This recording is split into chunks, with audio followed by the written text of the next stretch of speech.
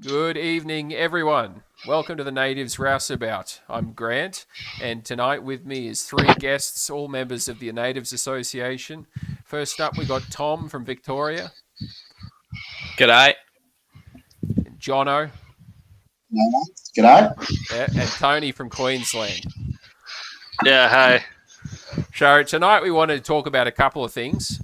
We wanted to talk more broadly about the concepts of the timescale of politics, the whole subject of an instant collapse versus a long slide into becoming Brazil, in terms of the grand scheme of Australian politics and the trajectory that the country is making, both economically and culturally, where we might end up, and how that frame of thinking, the imminent collapse versus the long slide, might affect your long-term personal decisions and your organisational and community building efforts.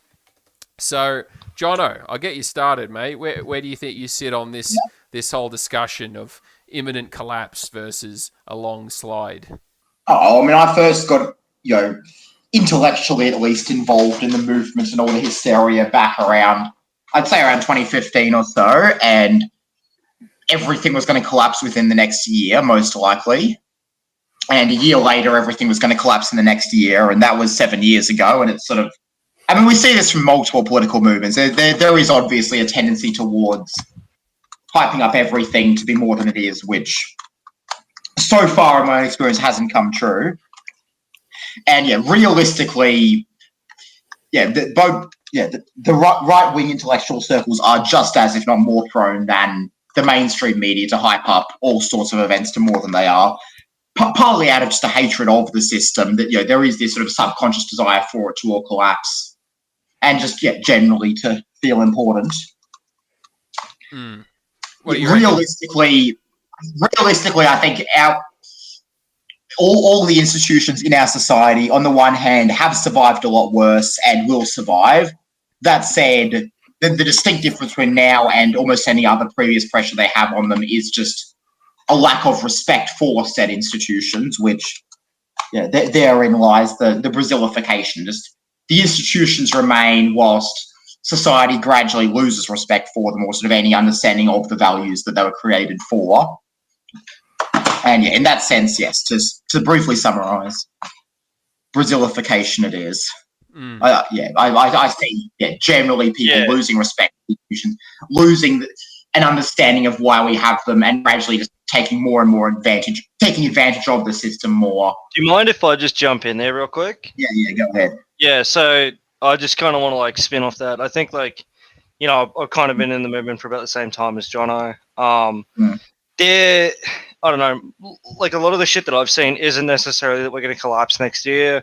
It's more been there's this vague idea of shit's fucked.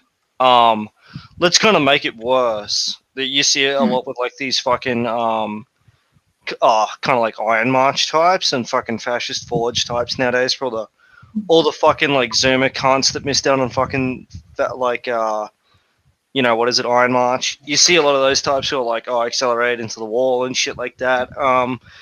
I don't ever think I've really experienced the type of kind of collapsitarian that you're talking about who's everything's going to go downhill, in the next 6 months, bro.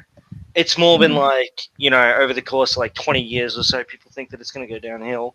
I'm personally in the opinion. What do we mean when we say collapse? I mean, are we talking something like Soviet Union? Just kind of like the Soviet Union, some sort of coup. And I'm talking kind of like Soviet Union, Eastern Bloc, fall of an empire type shit. Yeah, not total civilizational collapse is realistically not going to happen. I'm not talking. I think it's called catabolic collapse. Collapse of the political system. Yeah, I'm not talking collapses in catabolic collapse is written out in Canticle for fucking Leibowitz or something like that. No, I'm not talking about that. What I'm talking about is the current ruling structure and the kind of to borrow a term from fucking neo-reactionaries, the cathedral as it is, kind of the system, just kind of shitting itself and falling over, and it just stopping to provide essential services you kind of saw with like in some parts of the Soviet Union, you saw people go without like electricity and water, shit like that, just because the state was no longer there providing those things. So, you know, not to kind of get into like the meat and bones of what the collapse is, but when we're talking about it, that's what it is. Like when I talk about it, I think that shit's gonna happen, kind of like gradually over the course of like, well, especially now that we're seeing like our economy go worse and worse, we're suddenly gonna start seeing like, it'll start off with something simple like, the roads in your local area suddenly start getting worse, and I'm already seeing this in my neighborhood. And everything needs to slowly be normalised in order for it to not be an issue worth protesting. It's or at least in any meaningful way. It's not even like a deliberate thing. Like you're making it out to be as if it's like a deliberate thing that you can protest against. It's not. Yeah, it's just people will kick up a stink. Yeah. Fucking maybe used to, but people stand. I mean, just looking at the last 2 years, it's amazing how quickly people's understanding of normal can change. Yeah, well, fucked up. Let's not get into that shit. Tom, what do you reckon? I feel like it does depend on a lot on what you mean by collapse. I think if you're talking about like the collapse of human culture, I think that's kind of happened globally already. That's sort of been and gone. That's why there's so many revivalist movements for all the different cultures of the world, even in areas that aren't fully controlled by Globo Homo at the moment. But if you're talking about collapse in terms of collapse of state, then I think there's really two different kinds of collapse that we're experiencing somewhat simultaneously, where we have these resilient impersonal institutions that almost can't collapse because of their own inertia. Like you can't really get rid of like the SWIFT system or the all of the world's collections of central banks purely without replacing them, purely because of their own momentum. They exist because of their own momentum, and no matter how hard the certain groups in charge that we can't name, no matter how hard they fuck up, that's never going to be. What do you mean, mate? You can name the Joho. You can talk about Johos, mate. Yeah.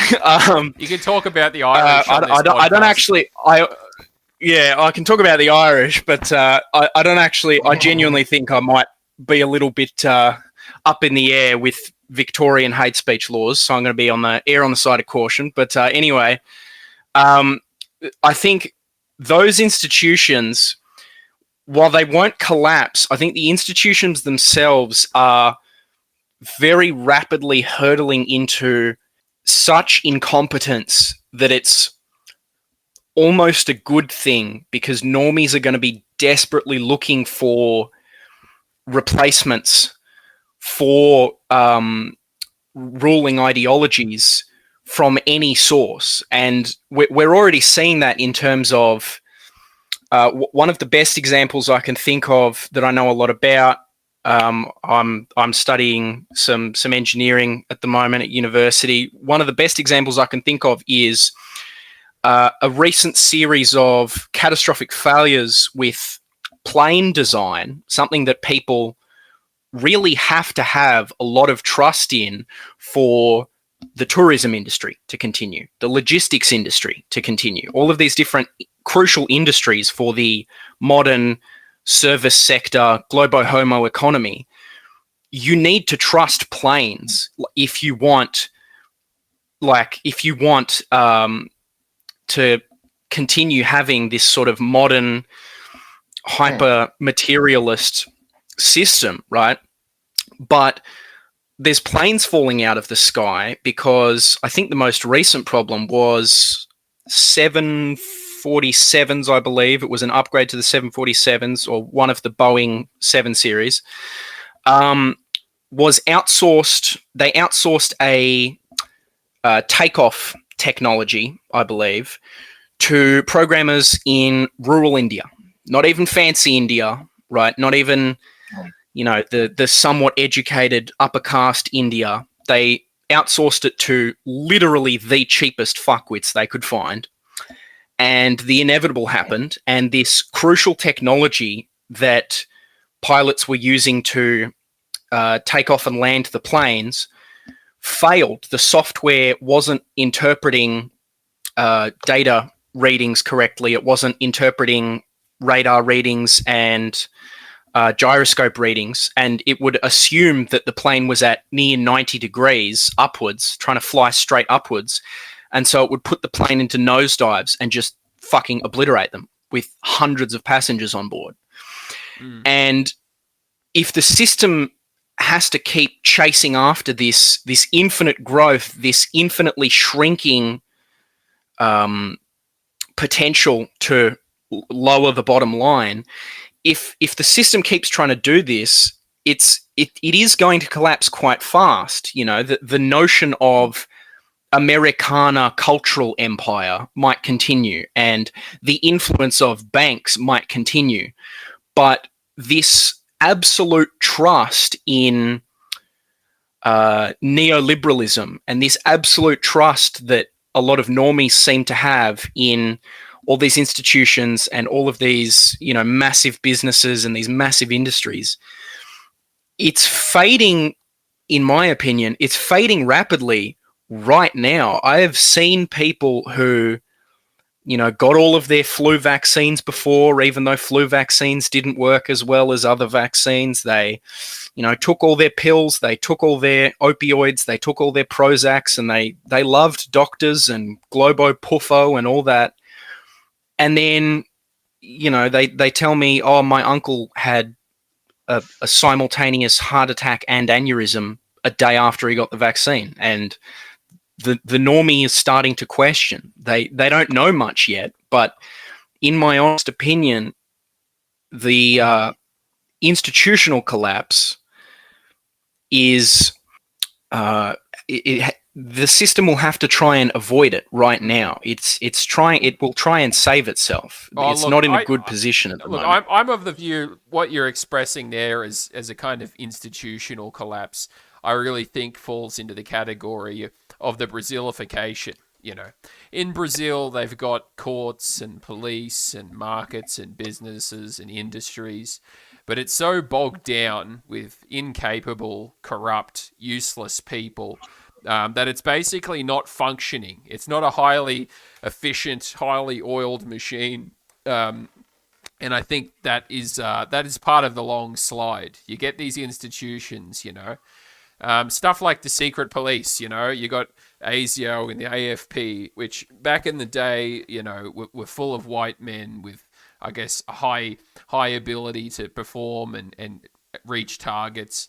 Now it's full of all these diversity hires, and they're becoming inefficient and unable to action things. And you had all these Islamic kind of terrorist events in Australia, and you kind of wonder if they had that hardcore crew of guys that were in the force, 50 years ago, would the same things have happened?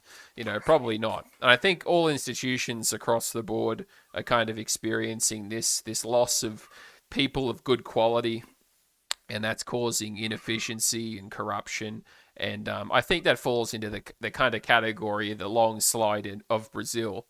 And that's where I'm at. When I was younger, when I first fell into this business and browsing 4chan /poll in the heydays of 2013, 2014, I remember, as Jono said, around every corner it appeared that there was an imminent collapse coming, that either the government was going to push the wrong button and everyone was going to fly up the wall and basically overthrow government. Because when you're freshly into this pedigree of politics, once your eyes have been opened and you can see the nose, you can see everything, you see the truth as it is, and because you get in so quickly, you assume everyone else can get in as quickly. Yeah, as that's you do. right. You just It's assume. It's kind of like the stage where, like, it's like the stage after you want to tell everybody about what you know. It's like you're done trying to tell people about what you know, what you want to know, or what you know. It's now, Hoping let's they go realise it. act on things. Well, it's beyond that. It's like, well, okay, no one's going to do anything here. So now, like, and you develop this like mild case of paranoid schizophrenia where you start like believing. Well, at least some people start believing that like, there's going to be like fucking some massive shit that'll happen that'll fucking fuck everything up. Yeah, like I remember in 26, I think it was 2016, the Shemitah. Everyone was talking about this 7-year Jewish finance cycle where they're going to basically, floor the economy because it's the seventh year financial Sabbath or some crazy crap like that. And I think through the time, like I've almost forgotten about how many people have speculated on imminent collapse. And by collapse, I'm talking about, the breakdown of having food on the shelves at the grocery store, the breakdown of law and order in an almost overnight fashion.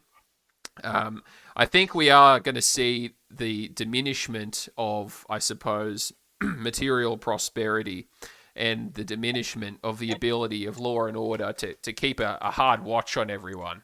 We're at this point where people are so afraid, they believe in law and order so much, they'll wear a mask in their backyard for fear of persecution. People think the government and the police are watching everything and they're over every shoulder and under every bed. But the Brazillification is when people realize, hey, there's one cop for every, 15 to 20,000 people. You can basically do whatever you want and get away with it so long as your head isn't sticking too high above the crowd. And in Brazil, I think that's what you've got, like firearms are basically illegal, but yet every man who drives a car will have a gun, a pistol in his glove box.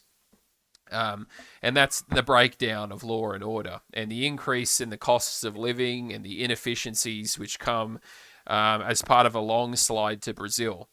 But onto the subject of defining the collapse, I think what's most important for the purpose of this conversation is how that interpretation of a collapse affects how you make your life decisions and how people as groups and organizations like the ANA forecast their decision making and strategize for the future in the mind that either, hey, is there a collapse tomorrow, or is there going to be a long 50 to 80 year slide into becoming something like Brazil? Is our struggle our generation's fight alone, or is this a struggle that's going to go on for the next 4 to 15 generations? Are we talking on the time scale of one generation of men doing something, or are we talking about the time scale of the birth of a new nation?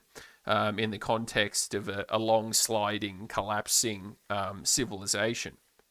So I suppose, Jono, I'll put it to you first.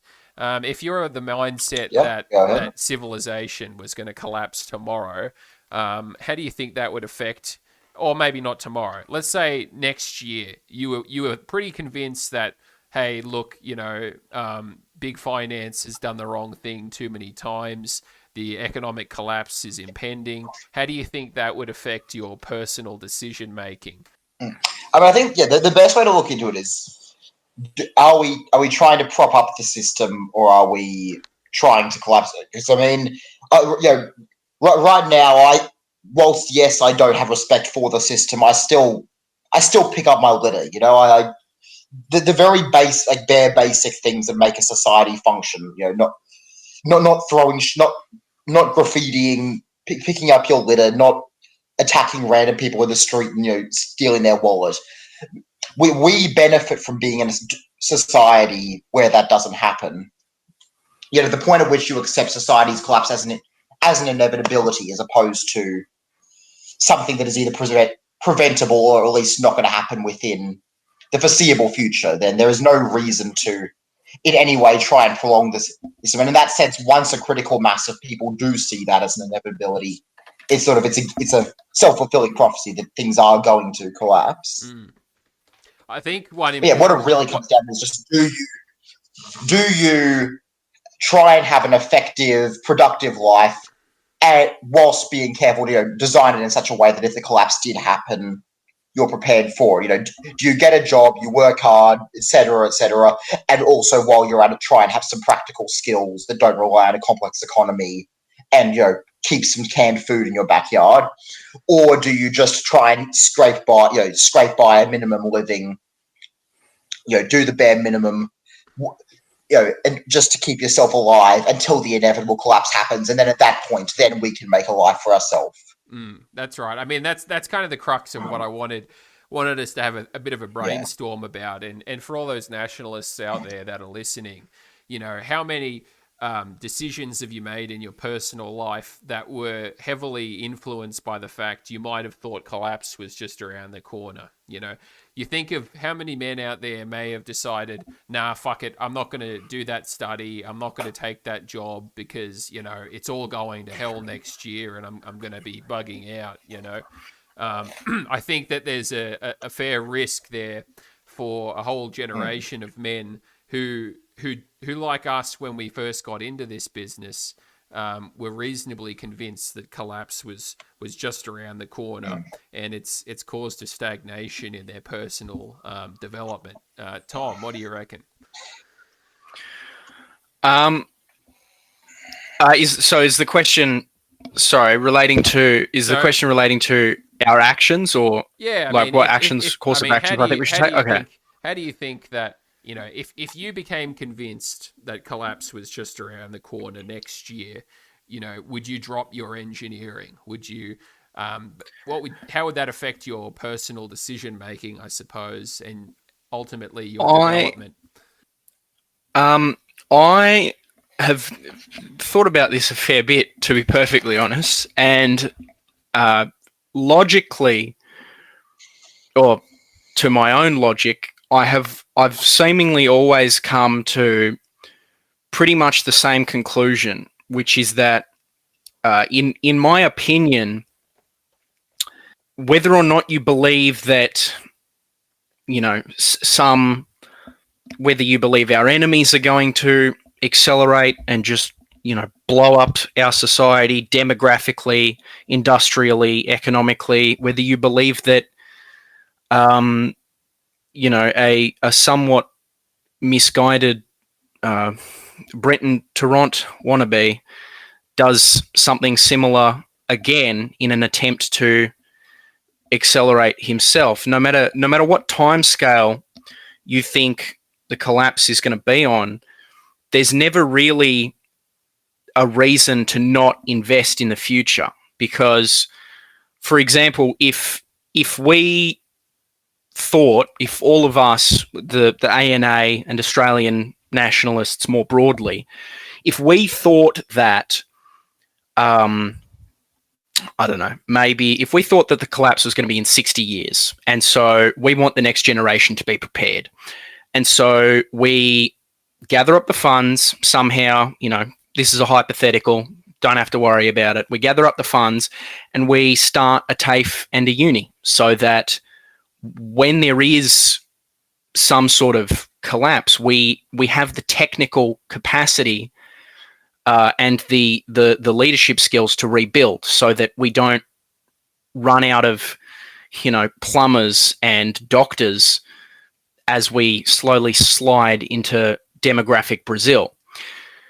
Now, in that hypothetical, if all Australian nationalists are wrong and the collapse isn't 80 years from now, when the university and the TAFE is finished and everything's built and we're part of the institutions, if collapse happens in a couple of years, there's still great benefit in having a piece of property and a recognized institution where, even if the government fails, even if all of the registration boards and certifiers fail, if there's a central location where someone can be trained in the art of rebuilding society or continuing on society, that's a good thing. It doesn't really matter if society's going to collapse tomorrow or in 10 decades. There's never really going to be a downside of trying to get connections to the few remaining small business sort of industrialists that remain in the country. You know, there's never going to be a downside to trying to get one of our guys into, for example, the upper management of the Wollongong steel mill.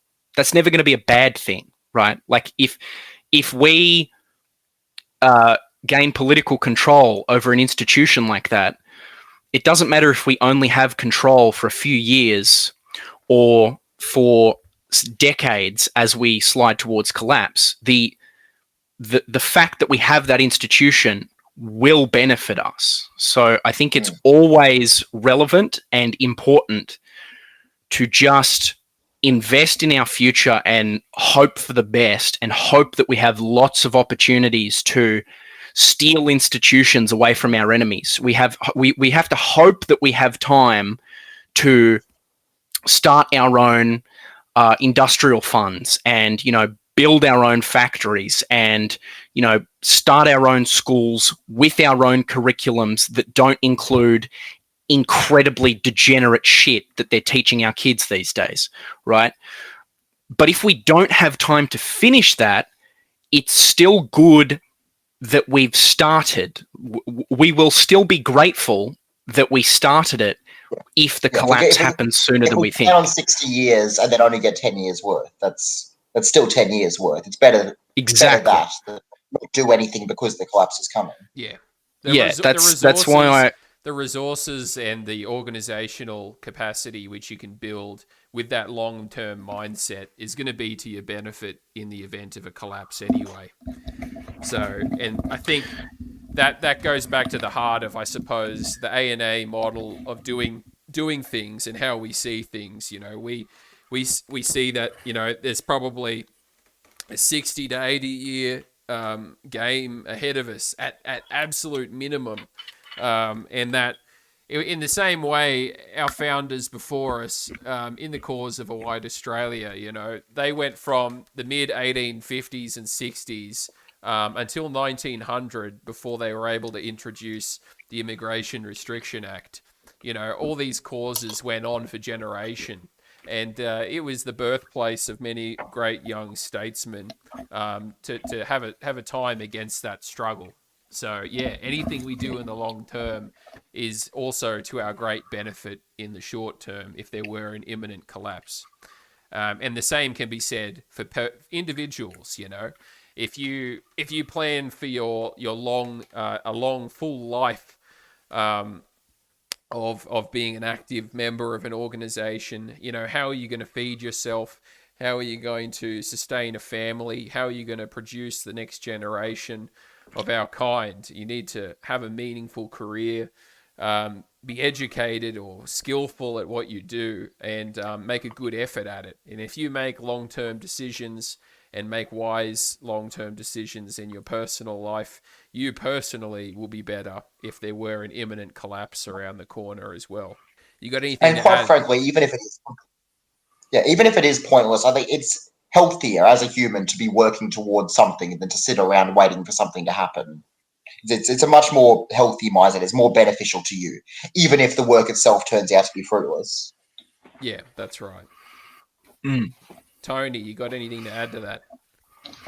Oh, yeah. Just a second. So my kind of thoughts on this, because your initial question was how would that frame your thinking, right?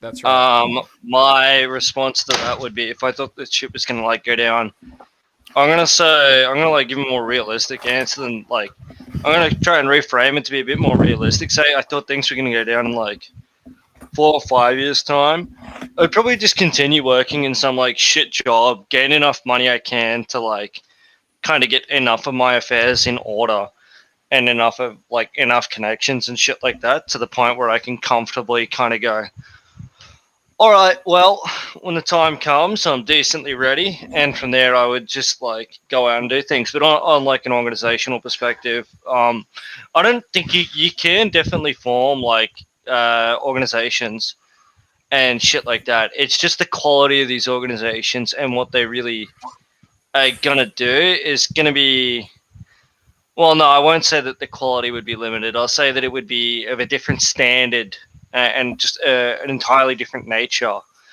to what the ANA as it currently is, kind of stands up. Yeah, that's right. uh, um, so considering those things,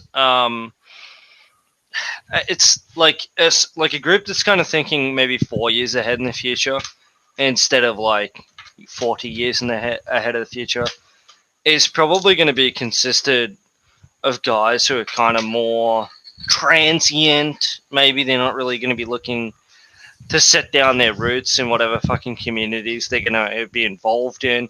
That still might be the case in like in a group that's going to be looking to, set things up in 40 years as opposed to 4.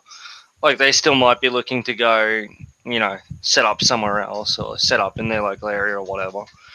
But, it's just going to be kind of different. I feel like I'm kind of avoiding the topic here, but I'll just try and sum it up with. I think that like if it honestly would inform like where I'm standing now, I'm kind of thinking that things in 40 years are going to be pretty shit, and things in the next 5 years are going to be pretty rough.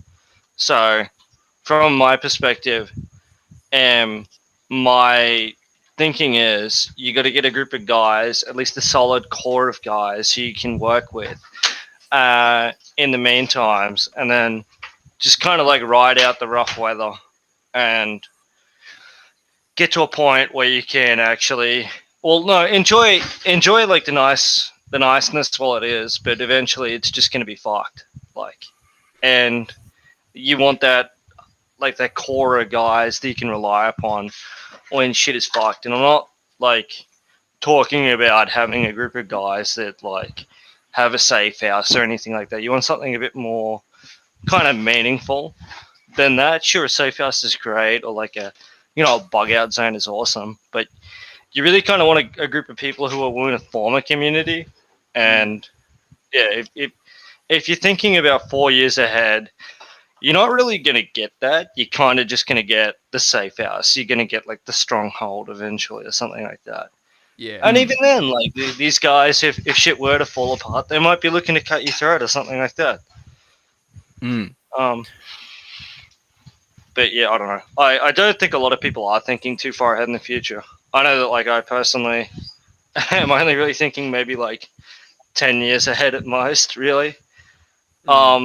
Just because, it's hard to see. It's kind of a trope to say this, but it is hard to see what will happen a year from now. So, 10 years ahead is about as far as I'm willing to plan. When it comes to the organization, that's also probably as far ahead as I think is reasonably able to be planned. And even then, the plans would have to be so vague. Yeah, that's right. I mean, you really can't plan in a great detail in that direction. But I think the mindset that people have when they're thinking, hey, I'm going to be in this for the rest of my life, 50 plus years. How are we going to stay afloat and endure basically every change in the direction of wind that's blowing at us? Tom, you got anything to add on to that before we get to the next subject?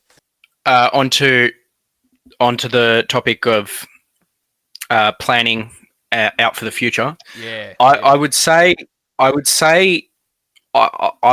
really honestly just sort of reiterate. I think there was a lot of good points brought up there, and that it is hard to sort of plan. It is definitely very hard to plan for quite far into the future, but I think there's a pretty healthy middle ground to be made in the assumption that in making the assumption that you have time to prepare and not falling into the trap of the trap that I see a lot of young impressionable blokes fall into with the whole sort of accelerationist thing, where they'll get this, like, it was like you were saying, like this idea of a stronghold, a fort, like some fort that they have, and in their minds that's the end of their plan, not because they're not thinking very far into the future, but because they don't really know how to plan. And I think knowing how to plan is more important than really the time scale you're doing the planning in. Because if accelerationists were serious and genuinely worried about, you know, civil war starting tomorrow or something like that, they wouldn't stop at a fort. You know, they wouldn't stop at some little bug out farm. They would be thinking, you know, who do I have to make friends with to get? I don't want to Fed post too hard here, but you know, like they if accelerationists were serious, the time scale wouldn't matter. They would just be making good plans that can be enacted if it's necessary, right? And I think that's what we need to be doing. I would like to plan as far into the future as possible, but I think if we have really solid plans for 2 months from now, 10 months from now, and 2 years from now, if we've got really solid plans that can be carried out easily, like gather some more funds and start running for office, that's a solid plan. You know, we might not win for 5 years. Yeah, I know. It's a bit of a stitch up. It's a bit of a joke to run for office in this system, but you get the gist. No, I understand. It is a plan. It can be carried out, and it doesn't really matter if it takes a month or a decade to come to fruition, because it's working, right? Like if you make it work, then it works. A good plan is something you should have, regardless of whether or not you think things will change in the timescale you're planning it on. You should be thinking ahead. Well, we all should be thinking ahead no matter what, even though we know things are going to get quite bad and quite turbulent, possibly quite soon. Yeah, that's right. And yeah, look, I think that's a pretty good cap on that subject, really. I think we're all kind of agreement on the kind of long slide and how that should affect your planning and decision making. The last point I wanted to kind of discuss is the whole idea of ethnogenesis in a collapsing empire. That is, how nations are formed during or following the collapse of grand empires. And obviously the most famous of this is all the little kind of ethnic nationhoods which began to assert themselves in the fall of the Roman Empire. And how, we can kind of draw a parallel to this, in the collapse of, the Australian nation, which is part of the American Globo Homo Empire. How could community-minded people, similar to the ANA, kind of be the ethnogenesis of a new nationhood? Like Rome started taking the traditions from Troy and the mythology and the heritage of Troy and formed a new identity and a new nationhood.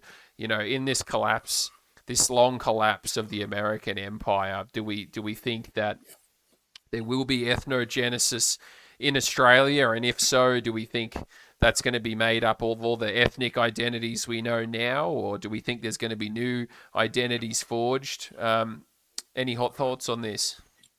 Well, personally, I think the day the spear is coming and all the white dogs have got it out, No, but to kind of give a serious take, I think I don't really believe in demographics as destiny. I think rats will flee sinking ships. Like there's very much my thoughts on it. I think you're going to see these people flee the sinking ship that is Australia as things go from comfy to shit.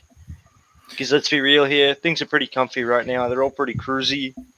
Nothing too bad is going on really. So we're just going to see people like kind of flee. It's going to become increasingly difficult to kind of how do I put it? Like Australia's just going to become worse, and we're already seeing this. We're seeing like, dude, look, you go down to your local supermarket and you go and tell me what things were there, this week, and then come back to me next week and tell me what's missing, the next, and then come back another week from now and tell me if it's still fucking missing. We're seeing breakdowns in supply lines. We're seeing all this shit. It's just a matter of time before people fully get it into their head that, it's very much a sinking ship. And you know, I'm all for the sinking ship. I think only good things can come from us sinking, and like the American Empire as well sinking. Yeah, Jono, what do you Definitely. reckon about the whole ethnogenesis subject? I mean, just to build on that, though, I think it is at the risk of getting overly depressing. It's incredible how quickly things like those supply chain breakdowns, people just accept that as normal and don't even think twice about it. And the fact is, our lives are so comfortable in the scheme of human history that things could get a lot more uncomfortable before we really have any genuine biological imperative to act on it. Mm. That said, I mean, when looking at Australia, really, we are still in the process of ethnogenesis. It has happened over 200 years. We are an offshoot of the British Empire, so to speak, which has been slowly coming into our own. And in the case of a total global collapse, obviously we would have a much clearer cut from that. In the same way that even though we nominally became a nation in 1901, if you will, or whatever date you point to, that didn't really mean anything until the British Empire collapsed in the 50s. Likewise, a global collapse would obviously accelerate that in the same way, in that, yeah, I mean, most Europeans didn't stop thinking of them, at least in like Western Europe, didn't stop thinking of themselves as Romans, and until maybe the 1600s. Like, so many nations such as the Romansh and Swiss, they still called themselves Romans. The Spanish, the French, etc. They were still long after, even though they had very clearly, we can, as an anthropologist, could tell you, evolved into different nations. And likewise, we won't. We'll see. I reckon we'll just continue to see this very slow, divergent evolution, and all this will mean is that we'll have a much clearer cut from the parent civilization, which will then slightly reinforce this divergent evolution, but it'll much more so just mean that there is no civilization to point to and say we are part of it, so we'll be forced to call ourselves our own thing due to just the lack of alternatives. I think it's interesting that you brought up Spain, because like even before the collapse of the Roman Empire in the western provinces and the sort of fleeing of the empire to the east and to Constantinople, there was some sentiment in the Hispania province, which became Spain, of, we are separate, we don't speak quite the same Latin, we were conquered, blah, blah, this, that. There was this sort of inkling of nation.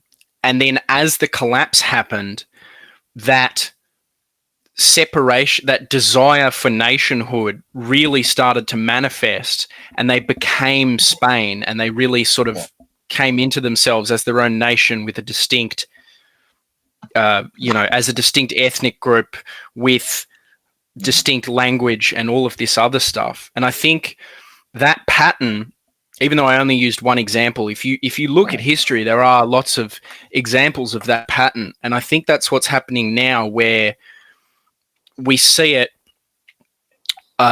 in terms of the identities that people identify with as Australia, in Australia. They weren't saying that they weren't a part of the Roman Empire. They were simply saying that we are a part that has distinct qualities, that is a distinct identifiable group. But it was only once you then lost the broader group to be part of that suddenly that meant so much more. They were still just as different as before, but the fact that difference meant so much more because there was no broader category to be part of, or at least that you want to be part of. Yeah, I think that's what we're seeing now. But I don't know about your personal experiences in other states, but as a Victorian, it was one of the first states, one of the most heavily colonized. There were lots of Irish as gold miners. There were lots of English and Northumbrian as borderline slaves. There were lots of rich English and Scots, and there were a lot of rich mainland European immigrants. And I've sort of seen, you can see over the generations in Victoria, this is my experience at least, living in the city, you see the oldest generation always answering the question of an ethnicity with the European ethnic group that they had their ancestors from, right? So if I go and ask my old, I don't want to dox too hard. If I go and ask old boomers in the neighborhood, it's always, Look, we you know, get I it. am You're British. going to go ask your nonna, and she's going to tell you that you're a proud Greek and that Australia. Well, actually, it is things like that. It is things that I'm a little bit Irish and a little bit Slavic, and I've got to say, like you see it with my relatives, but with all of the people in the area as well. You ask the older generations, you know, are you from Ireland? Yes. Yeah, you know, yeah, are you and they Irish? all Yes. say- Are you? Just to cut you off there, they all say that the Greeks built the roads and shit like that too. Mm. They do. That's a bit of a stitch up considering they lead to Rome and to France these days. But anyway, Can't get a but yeah, Centrelink the without the roads. older generations, the older generations always answer with a separate ethnic group. But what I find with the younger generations is, if you go up to any pale Zoomer, right, like any white Zoomer, the instant response is, I am Australian, because not only is there less of a generational connection to, you know, the islands or mainland European countries, there is less of a, like, we sort of have to distance ourselves, and we are distancing ourselves as we speak, because those ties are, in some sense, literally what's killing us. Like the whole, you know, all of our banks are owned by certain people with lots of brackets around their names who live in Americans. London and Paris and New York and all of these other countries, and we're being cucked out by them. And so the younger generation, in my experience, never identifies with these places that are, you know, buying up all of our resources and outsourcing jobs to fucking, you know, no one ever identifies with the old countries. It's always on how long they've been in the country. Either, like, in my experience, like a second generation wog whose parents come over is just as likely to identify as Australian as someone who's, say, fourth generation English. Like, it's the entire generation often, as long as they part of that white identity to some extent, the entire generation becomes Australian together, rather than as long as they're born here. Yeah. So that's kind of what I was getting at. We fifth generation English 100 years ago would still identify with you, because the entire generation considered themselves. Yeah, they had the whole concept of like sterling and currency. Yeah. So I think we're seeing the ethnogenesis now, where there's that push in all of the young generation of white people who are, you know, we're all saying, I am Australian. I think that's the first instinctive push that we're making to separate ourselves from the globo homo system, because even though the American empire hasn't collapsed yet, all people in our generation, we sort of seem to be seeing it and noticing that now is the time. No one is proud to be part of the American empire. Yeah. Except there's a lot everyone's of pushing to be Australian. Look, I'll give you my experience on it. There's a shitload of these people who speak with a fucking American accent. It drives me up the wall, man. Like, they're not Americans, you know, may never have spent a day in America, yet seamlessly integrate half their sentence into the American accent. That absolutely grinds me. But one thing on the subject more generally, I think, Tom, your experience about young people identifying as Australians is quite good, actually. In my time, meeting a lot of younger people, particularly people of our persuasion, people who actually have an instinctive desire to do justice to their heritage, seem to be far more inclined to have this cultural cringe and not identify themselves as Australians, and like, oh, you know, I'm fucking Scottish, I'm English, I'm Irish. You know, like, he'll be third generation. He'll be like a third generation Australian, and he's like still identifying as Irish. And I think a lot, like you kind of mentioned your neighborhood, Tom, and I thought that was interesting. It sounded like a very ethnic enclave kind of deal. And I think It's very British. in the cities, there's been this situation because of the mass immigration of Wogs after World War II. You've generated these ethnic enclaves where people have never thoroughly been assimilated. And it may have changed now, but I still think to a large extent there are people in younger generations, kids that have never had an Australian upbringing. And we've discussed this on a previous podcast, but I just thought it's an interesting subject on the ethnogenesis. To what extent really is the younger generation identifying as Australian, and what they mean by Australian is what we understand to be Australian. That kind of agrarian, dutiful larrikin attitude. The 6 foot plus white, non-narrow chested power race. Osrian Titans, Yeah, as it were. Yeah. The citizen soldier, Osrian, Democratian troopers. Anyway, too far off subject there, but yeah, interesting. Jono, what do you reckon? Yeah, well, to sort of build on this idea of ethnogenesis, at the end of the day, people largely, like Australia is somewhat globally unique in the extent to which everyone can sort of choose the ethnicity they identify with. I mean, most people are much to I some don't know. degree. You get that in like England. Not Plus, England. though, everyone can choose to identify with their state or with Australia or with wherever the fuck their parents, grandparents, whatever the fuck immigrated from. But anywhere really, people can choose, do I identify as part of my region or as part of my country or as part of the West TM or, the American Empire, even if they don't actually use these terms. And people will generally identify with whatever aspect or whatever level of that they are proud of or proud to be part of. And as we see this Brazillification, as we see the American Empire or the West more broadly becoming something that people don't want to be part of, just as those Iberian peasants didn't want to be associated with the Roman Empire as it collapsed, as people lost faith in it, and so they became Spanish. Likewise, we will start to see us increasingly becoming Australian, or more likely even becoming Queenslanders, becoming Victorians, as people lose faith in the Australian government, in the West, in NATO, in whatever other institutions.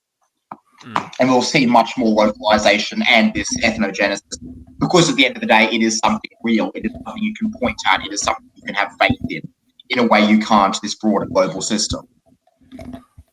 Yeah, that's dead right. And I think you touched on the whole localization issue, and I think if the global system does reach that level where energy prices are getting high and communications are getting expensive, and the whole kind of global village begins to splinter up on account of the inefficiencies of Brazillification, you'll see the increase of those local communities.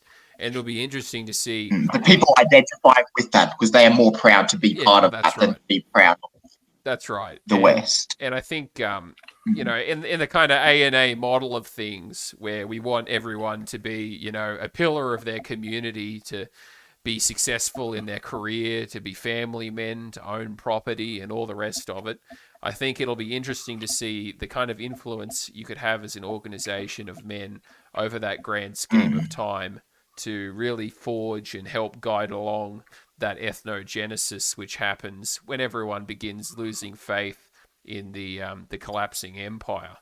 But yeah, interesting. Anyone else have anything else they want to bring up before we close her up? Yes, I'd like to discuss the Oz Democratia. Oh, yep. What about it?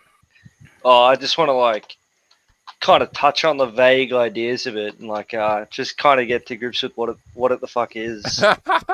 Yeah, you'd have to ask Ryan Brown about that. But can we get him on? I'll give you podcast. I'd say that's a separate podcast. For sake of brevity, that's a 10-hour episode on Oz Democratia. 10-hour episode. Okay. But since you mentioned it, and I'll just give a quick plug for a democratic model Because we have been talking about the ANA, and I have written about this before, but just for everyone, a little kind of final hot bit of listening enjoyment is why is the ANA democratic? Why is it not a kind of dictatorship of the one true meritocratus leader, the true Führer? We believe that organizations, and I think to some extent as well, communities on a smaller scale, when you have an organization where people are throwing in their time and resources and they may devote themselves to something for a couple of years, we believe that they should have certain rights, I suppose, that they've had their skin in the game and that they should have a vote in the direction that the organization takes. And with that, the leadership being democratically selected every year by all these men who have skin in the game means that you can make sure that the majority interests of the members are adequately represented.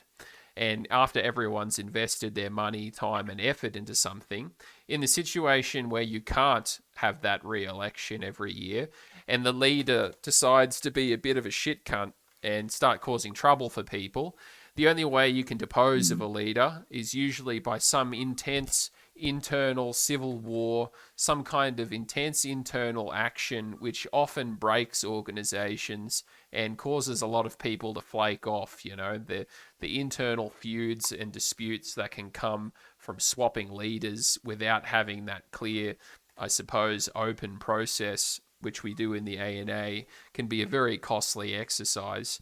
And we don't have enough people in the ranks to be able to afford bloody civil wars every couple of years when there's a change of leadership needed. So, I mean, when we talk shit about Oz Democratia, in the same sense, I think that Australia really does not have enough blood when the time comes and when, the government is set right, to have a bloody civil war every 3 to 4 years in order to change some kind of government policy. I think that our population is not really big enough to be able to sustain that kind of blood feud. Anyway, that could be wrong. That's just our take on it. And at least on the small scale, in communities and organizations, I think you need to be able to be sustainable. The organization needs to be able to outlive any single person or any group of special leaders. It needs to endure beyond personalities. So yeah, that's that. Oz Democratia, next episode featuring Ryan Brown. Oh yeah, sweet. Yeah. Just adding on to that kind of thing with the ANA being a democratic organization. Like when you say that one of the reasons why we've kind of chosen this is because we've seen, just to personally shit on a couple of organizations here. We've seen Ladsock do this whole autarkic bullshit and it just come out with a whole lot of nothing and just be kind of a flash in the pan, so to speak. It had a lasting influence, but I'm sure, you would agree with me here, Matt, that it wasn't a great one. Oh, look, I think, there was a lot of things that went wrong at the same time for Ladsock, but I do think the commentary that Tom Sewell published not too long ago, coming out from prison, that they'd lost, upwards of 100 men, many of them being family men, on account of the failures of the organization to look beyond that kind of pure activist cell with the kind of autarkic system you brought up. I think that's a very fair critique. And you think, with Club Nation and other organizations that have existed in, I suppose, radical political scenes for the last few decades, the countless hundreds of people, which would have been very valued contributors to organizations over many years, seem to have been rubbed out by organizations run the wrong way. And cults of personality built around particular leaders are not sustainable.